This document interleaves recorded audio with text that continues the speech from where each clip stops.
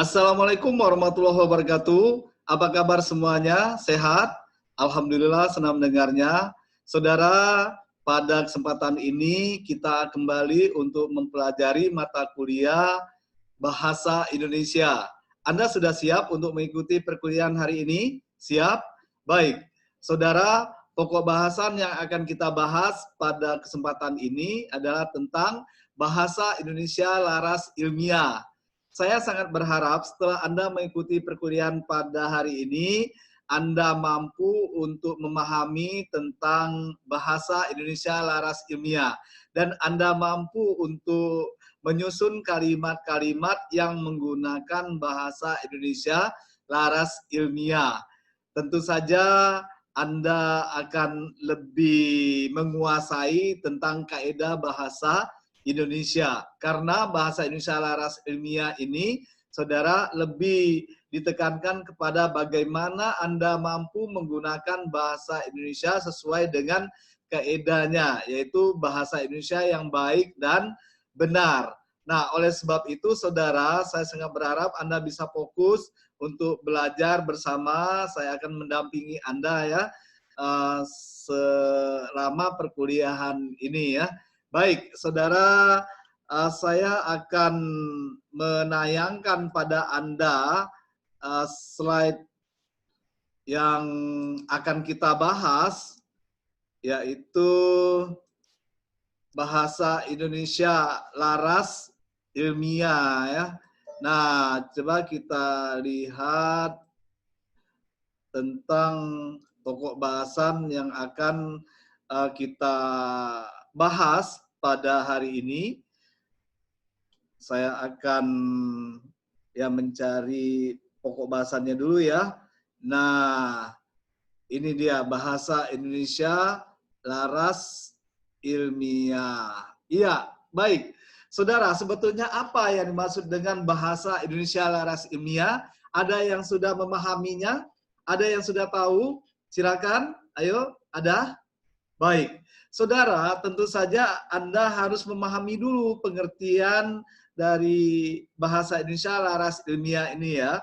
Nah, bahasa Indonesia laras ilmiah itu adalah bahasa Indonesia yang dalam pemakaiannya, saudara, kita harus taat terhadap kaidah bahasa Indonesia yang baik dan benar. Nah, oleh sebab itu, dalam menggunakan bahasa Indonesia, kita harus menggunakan bahasa yang baku. Karena bahasa Indonesia laras ilmiah ini kita gunakan dalam situasi formal. Atau kalau kita tulis, itu dalam tulisan ilmiah ya.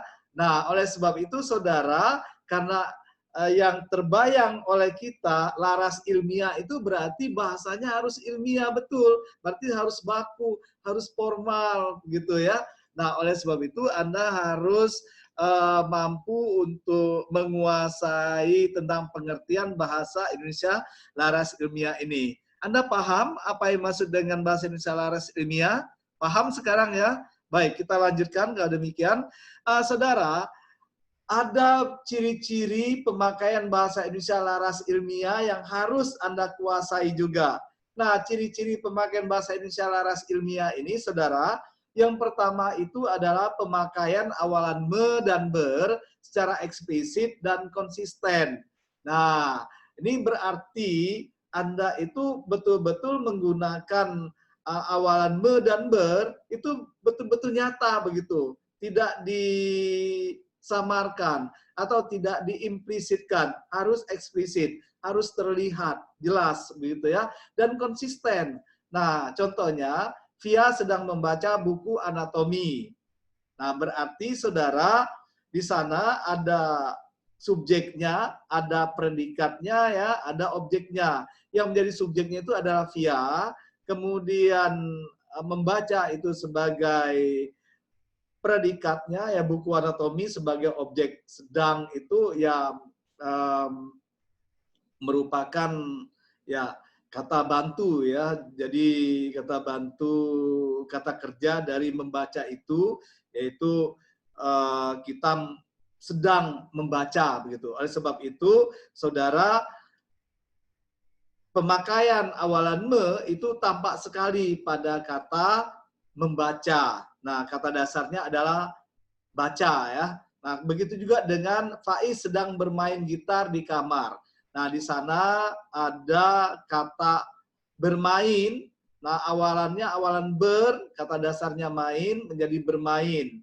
Sebetulnya, saudara, bisa saja saya katakan bahwa Via sedang baca buku anatomi. Tetapi, hal tersebut tidak ilmiah. Mengapa tidak ilmiah? Karena kalau kita katakan Via sedang baca buku anatomi, berarti ya kalimat itu kalimat yang biasa kita gunakan dalam kehidupan sehari-hari begitu. Bahasa yang familiar tadi itu.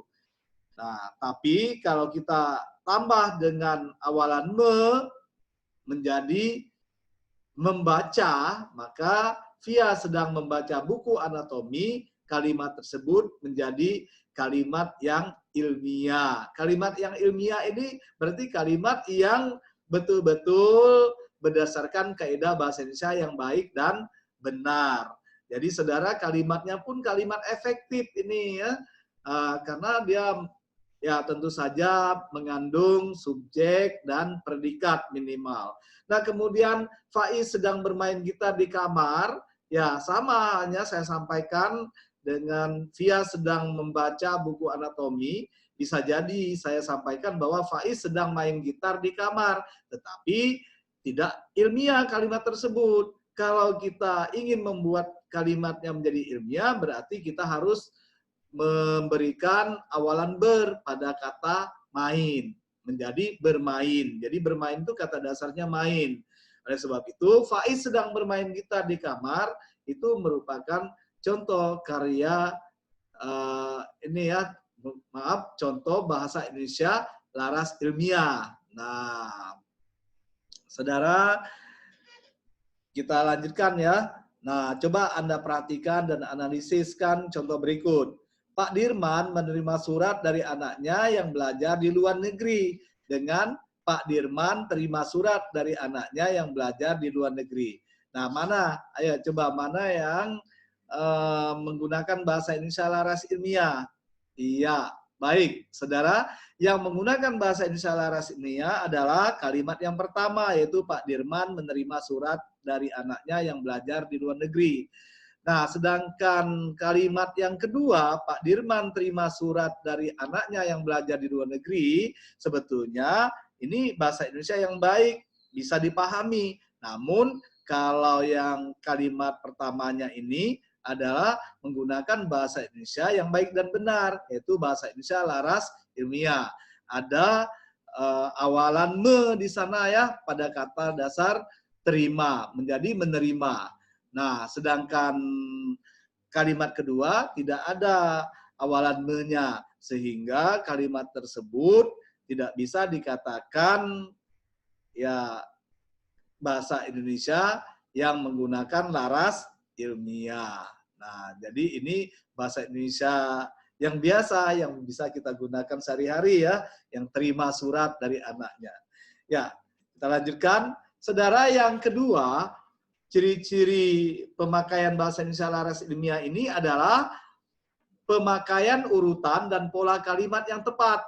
Nah, jadi apabila Anda ingin membuat sebuah kalimat, urutan dan pola kalimatnya itu harus tepat.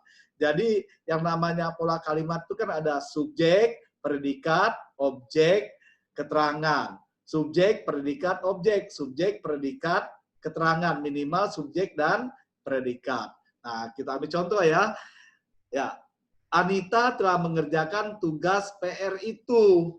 Nah, coba Anda lihat bahwa di sana ada subjek, subjeknya Anita telah mengerjakan predikat tugas PR itu objek ya. Nah, kita lihat di sana, berarti ada subjek, predikat, objek. Nah, Anita telah mengerjakan tugas PR itu sebetulnya kalau kita lihat jenis kalimatnya adalah kalimat aktif. Kalimat aktif transitif, yaitu kalimat yang predikatnya membutuhkan objek. Nah, objeknya apa di sini? Predikatnya mengerjakan, objeknya tugas PR itu. Nah, kalau kita pasifkan, kalimatnya menjadi PR itu telah kami kerjakan misalnya. Nah, maksudnya itu ini PR itu telah kami kerjakan.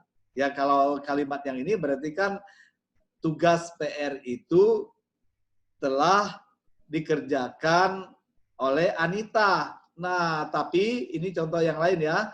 PR itu telah kami kerjakan. Nah, ini adalah contoh kalimat pasif. Nah, lihat bahwa kalau kalimat pasif itu pasti subjeknya dikenai ya perbuatan atau tindakan ya. Nah, jadi maksud saya subjeknya tetap melakukan pekerjaan atau tindakan sedangkan objeknya dikenai ya perbuatan, dikenai tindakan. Jadi tadi objek akan kita letakkan di awal ya, yaitu PR itu setelah kami kerjakan. Nah itu ini jadi berarti kalau kita menggunakan kata ganti orang kedua ya, kedua jamak, orang pertama misalnya PR itu telah saya kerjakan, bukan PR itu telah dikerjakan oleh saya atau PR itu telah dikerjakan oleh kami. Salah. Karena ini setiap menggunakan kata ganti orang pertama dan orang kedua itu harus letak ya kalimat pasifnya itu subjeknya ya sebelum kata kerja ini ya harus sebelum perbah berarti sebelum perbah. Nah, seperti itu. Tapi kalau menggunakan kata ganti ketiga berarti misalnya Anita berarti PR itu telah dikerjakan oleh Anita atau PR itu telah dikerjakan oleh dia misalnya, olehnya. Nah, ini berarti kata ganti orang ketiga itu harus diletakkan setelah perbah, setelah kata kerja ya. Itu. Nah, coba Anda perhatikan kalimat-kalimat berikut ini. Nah, surat Anda sudah saya baca. Kemudian surat Anda saya sudah baca. Sudah saya membaca surat Anda. Saya sudah membaca surat Anda. Nah, di antara kalimat-kalimat ini, manakah kalimat yang pemakaian urutan dan pola kalimatnya tepat dan kalimat ini menggunakan bahasa Indonesia laras ilmiah? Ayo, silakan. Baik, saudara, surat Anda sudah saya baca. Nah, ini sebetulnya benar ya, berarti satu. Kemudian surat Anda saya sudah baca. Yang dua ini tidak menggunakan bahasa Indonesia laras ilmiah. Sudah saya membaca surat Anda juga tidak menggunakan bahasa Indonesia laras ilmiah. Saya sudah membaca surat Anda. Nah, ini kalimat keempat menggunakan bahasa Indonesia laras ilmiah. Berarti kalimat yang benar yang menggunakan bahasa Indonesia laras ilmiah adalah kalimat yang pertama dan kalimat yang keempat. Nah, saudara, kalimat yang pertama ini adalah kalimat pasif, sedangkan kalimat yang keempat ini adalah kalimat aktif. Ya, paham ya? Surat Anda sudah saya baca. Ya. Kemudian saya sudah membaca surat Anda kalau diaktifkan. Ya, baik, kita lanjutkan. Saudara, selanjutnya ciri-ciri pemakaian bahasa Indonesia laras ilmiah yang ketiga adalah pemakaian bentuk atau susunan sintesis. Nah, berarti pemakaian bentuk susunan sintesis ini saudara harus menggunakan bentuk yang betul-betul ya antara kata yang satu dan kata yang lain betul-betul ya ada korelasinya ya dan benar-benar bisa dipertanggungjawabkan. Alhamdulillah. Astagfirullahaladzim. Mohon maaf saudara, sedang bersin, mungkin terlalu kencang AC-nya barangkali ya. Ya, jadi susunan yang sintesis ini berarti susunan yang betul-betul sistematis ya, yang logis, yang masuk akal. Nah, coba kita lihat contohnya. wajahnya cantik sekali. Nah, bentuk dan susunannya, bentuknya memang sudah betul ya, bentuknya ada subjeknya, ada predikatnya.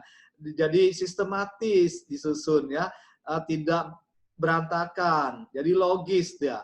Nah, wajahnya cantik sekali. Wajahnya itu sebagai subjek, cantik sekali sebagai predikat. Jadi yang menduduki sebagai predikat itu tidak harus selalu kata kerja ya, bisa saja kata benda. Misalnya ia seorang dosen, ia seorang mahasiswa. Nah, itu kan seorang dosen, seorang mahasiswa itu kata benda. Nah, kalau cantik sekali itu kan kata sifat ya. Jadi wajahnya cantik sekali. Tuh. Wajahnya subjek, cantik sekali predikat. Lalu ia sedang membuat kue.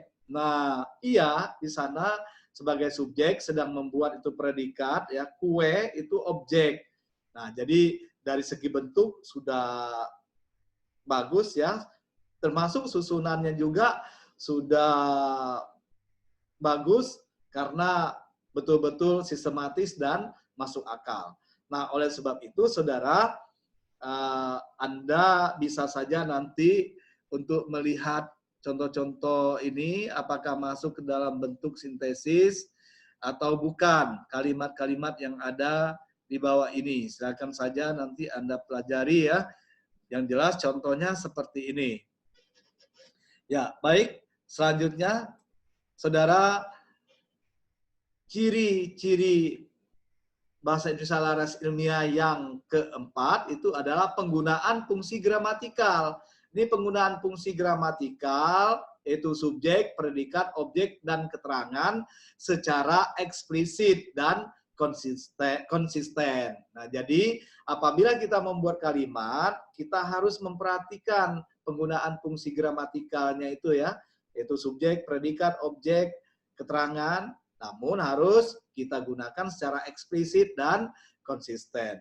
Nah, contohnya, saudara, Ferry menonton film Warkop kemarin. Siapa yang sudah pernah nonton film Warkop? Sudah lama sekali ya, film Warkop, tapi bagus nih, Warkop Reborn.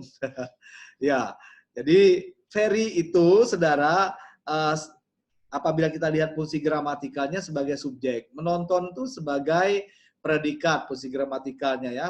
Film Warkop itu sebagai objek. Ini kalau kita lihat dari fungsi gramatikalnya. Sedangkan kemarin itu adalah sebagai keterangan.